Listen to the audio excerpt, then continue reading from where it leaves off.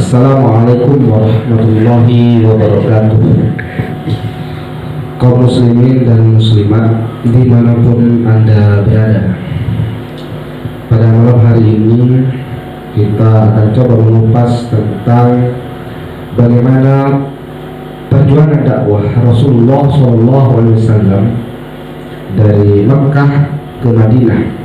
Fase perjuangan dakwah beliau, tantangan-tantangan yang beliau hadapi, tantangan-tantangan perjuangannya hingga beliau menjadi sukses, manusia tersukses di dalam dakwahnya. Tidak ada satupun manusia yang tersukses dalam dakwahnya selain kesuksesan yang pernah diraih oleh manusia terbaik yang diturunkan oleh Allah Subhanahu wa taala yang bernama Nabi Muhammad SAW.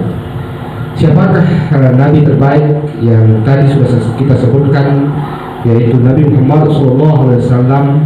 Kita kenal, kita dengar, bahkan kita pelajari bagaimana sejarah beliau dari sejak sekolah dasar hingga perguruan tinggi sekalipun. Bahkan kalau kita mengkaji lebih jauh tentang bagaimana perjalanan hidup beliau, tidak habis buku untuk kita baca, tidak habis kitab untuk kita baca. Banyak sekali ulama, banyak sekali para cendekiawan, banyak sekali para orientalis, banyak sekali para ilmuwan, baik di luar di dalam negeri, dari zaman dahulu sampai zaman sekarang, yang mengupas tentang bagaimana perjalanan hidup beliau, bagaimana perjalanan dakwah beliau.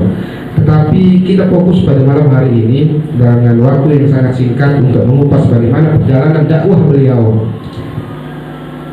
Kalau kita mengkaji tentang bagaimana perjalanan dakwah beliau, tentu kita akan bagi menjadi dua fase, yaitu fase di Mekah dengan fase di Madinah.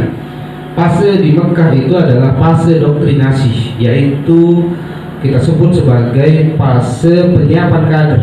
Nah, jadi di Mekah itu adalah beliau menyiapkan fondasi dulu, kaderisasi, proses kaderisasi untuk melahirkan sebuah kader yang militan. Jadi pejuang-pejuang dakwah atau organisasi apapun yang kita mau bentuk, jadi kita harus mempersiapkan kader. Bagaimana beliau mempersiapkan kader? Dimulai dari hal yang terkecil, yaitu rumah tangganya. Siapa orang pertama kali yang mengucapkan syahadat la ilaha illallah Muhammadur Rasulullah? Yaitu orang yang di samping beliau, yaitu Siti Khadijah. Baru setelah itu diikuti oleh Ali bin Abi Thalib, diikuti oleh Zaid bin Haritsah. Jadi keluarga dekat beliau, orang yang selalu di samping beliau, itulah orang-orang yang disebut sebagai as-sabiqun al-awwalun, orang yang bersama beliau di awal mengucapkan syahadat. Nah, setelah itu diikuti oleh Abu Bakar, kemudian tokoh-tokoh lain sebagai penggerak untuk kaderisasi dakwah Islam di Mekah. Bagaimana beliau melakukan proses kaderisasi? Jadi kaderisasi itu paling tidak ada tiga hal yang harus kita siapkan. Yang pertama adalah mempersiapkan tempat. Yang kedua adalah menyiapkan orang-orangnya yang akan kita kader. Yang ketiga adalah waktu atau waktu yang tepat untuk melaksanakan proses kaderisasi. Nah, beliau sangat memahami itu. Siapa orang-orangnya? Jadi tidak banyak. Orang-orang yang beliau kader di awal, di fase awal di Mekah itu tidak banyak. Terhitung para sahabat sebelum hijrah ke Madinah itu tidak lebih dari 2.500 yang masuk Islam. Tetapi bagaimana beliau melakukan proses kaderisasi yang tiga hal tadi itu, yaitu beliau mempersiapkan tempat. Tempatnya di mana? Yaitu di rumahnya Arqam bin Abi Arqam. Disitulah beliau melakukan proses kaderisasi, membimbing, membentuk, mendoktrin kader untuk menjadi kader dakwah, sehingga lahirlah sahabat-sahabat militan. Lalu siapa sih yang di sekeliling beliau yang selalu memberikan motivasi, yang selalu mengawal beliau? Yaitu orang-orang yang hebat tadi itu.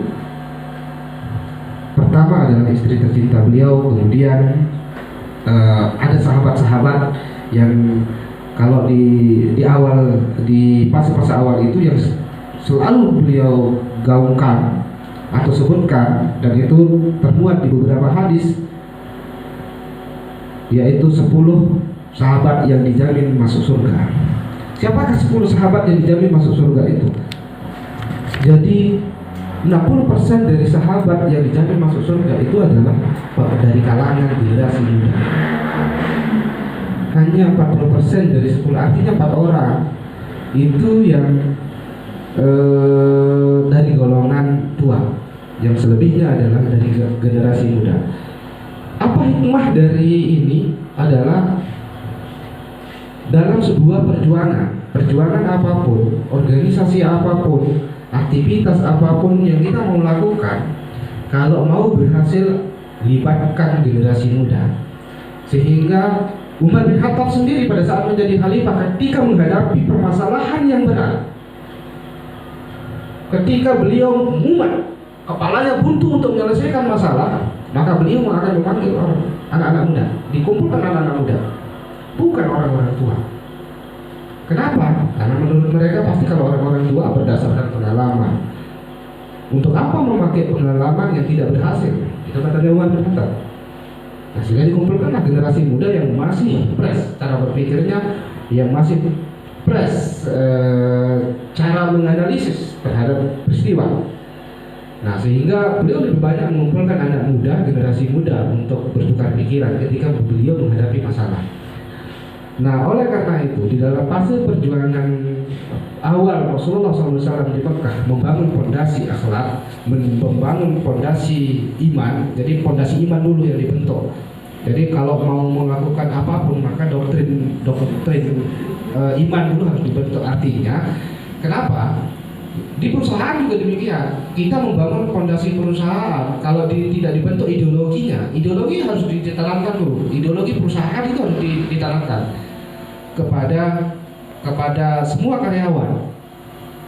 Kalau karyawan tidak memahami ideologi perusahaan, kemana perusahaan mau dibawa, maka alamat akan terjadi kekacauan di internal. Tidak akan terbangun sebuah komitmen, tidak akan terbangun sebuah kebersamaan, tidak akan pernah terbangun sebuah capaian yang sesuai dengan itu apa yang ditargetkan oleh perusahaan. Kalau misalnya ideologi perusahaan tidak ditanamkan di semua karyawan, atau komitmen bersama atau platform bersama dari sebuah perusahaan tidak dipahami oleh semua karyawan. Jadi platform inilah yang dibentuk dulu. Penanaman platform, penanaman doktrin, penanaman ideologi itu yang dibangun oleh Rasulullah sebelum beliau melakukan proses hijrah. Nah, sehingga ketika terjadi di bawah tekanan apapun, kalau sudah doktrin ini tertanam, sekeras apapun doktrin, sekeras apapun tantangan, tetapi karena sudah tertanam doktrin yang kuat, ideologi yang kuat, platform yang kuat, dasar yang kuat, hatta nyawa pun dikorbankan untuk membela agama Allah. Karena itu yang dibuktikan oleh para sahabat Rasulullah, seperti Yasir misalnya, keluarga Yasir misalnya, seperti Bilal misalnya, dan lain-lain yang pada waktu disiksa oleh tuannya, yang pada waktu itu para sahabat diboikot misalnya.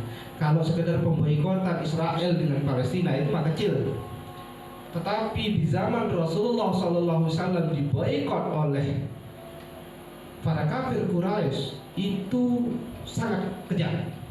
Kejamnya bagaimana? Pertama, tidak boleh berkomunikasi dengan mereka. Tidak boleh.